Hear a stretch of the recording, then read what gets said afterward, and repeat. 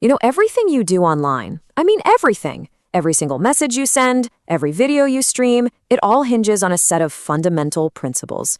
To really, truly get our digital world, we've got to go back, way back to the very beginning. So before there was this endless river of information we call the internet, before all of our data started living in these massive interconnected data centers we now call the cloud. And yeah, even before the whole complex world of cybersecurity that's built to protect it all, there was one simple, fundamental act: communication. Today, we're going to break down the absolute foundation of all networking: data and computer communication. Welcome to System Administrator, where we make these complex IT concepts crystal clear. All right, here's our game plan for today. We're going to start with the absolute basics, the essence of communication itself. Then we'll dive into how computers take that idea and turn it into their own language.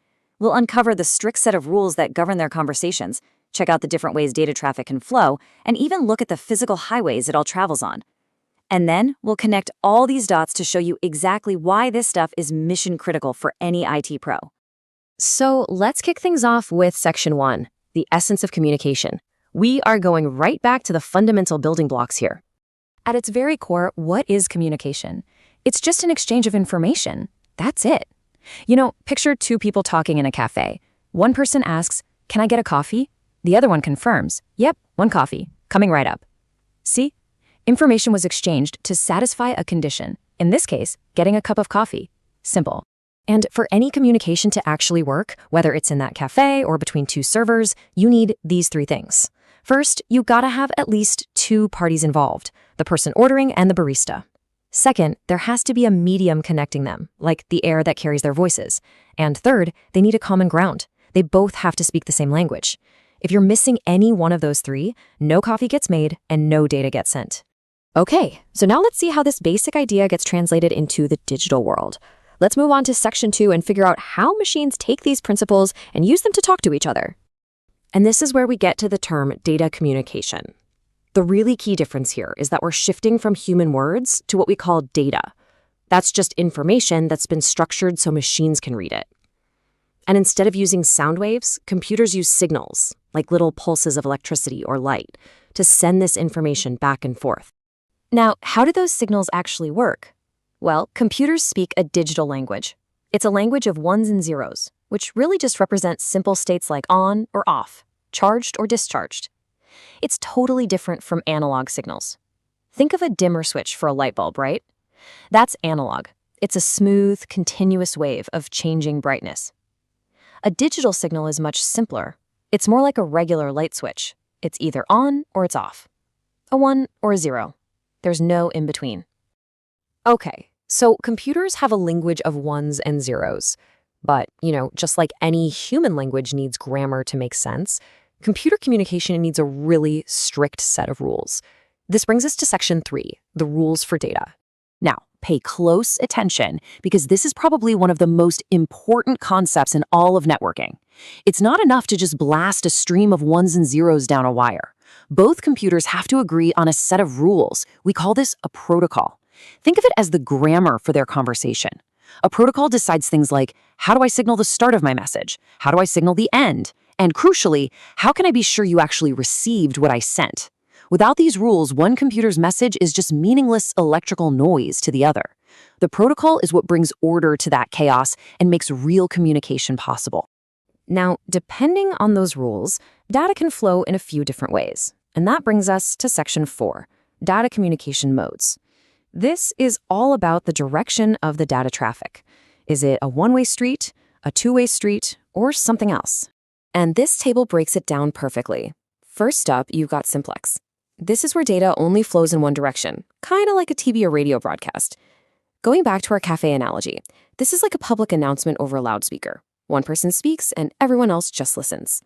Next is half-duplex. Here, data can go both ways, but only one at a time, just like with a walkie-talkie. In our conversation, that's like taking turns to speak. Over. And finally, we have full-duplex, where data is flowing in both directions at the exact same time, just like a modern phone call. This is our natural cafe conversation, where we can talk and listen all at once. So we understand the rules of the conversation, and we know the different directions the traffic can flow. But what is the data actually traveling on? Well, that takes us to section 5, the physical media. Think of these as the literal roads and highways for our data. I mean, really think about it. How does a stream of ones and zeros from a server in, say, California, magically appear on your laptop in London?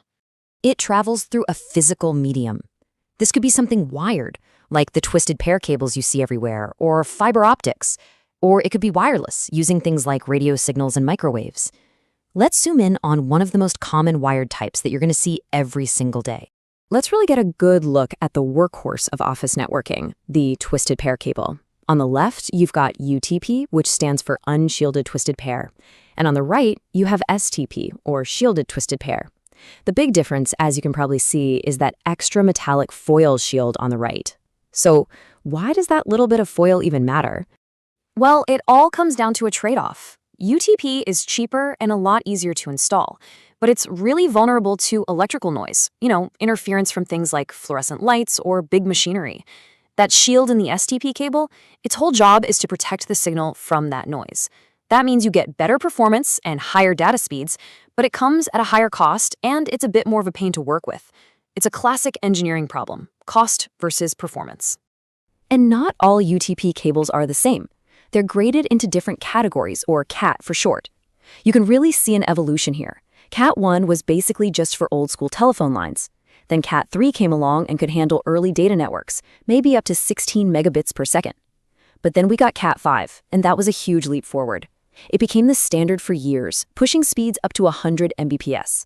And of course, technology keeps moving, so we now have CAT 6, CAT 7, and beyond, delivering way, way faster speeds.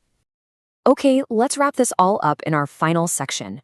Why is it so important for a modern IT professional to understand all this stuff about signals and modes and cable types?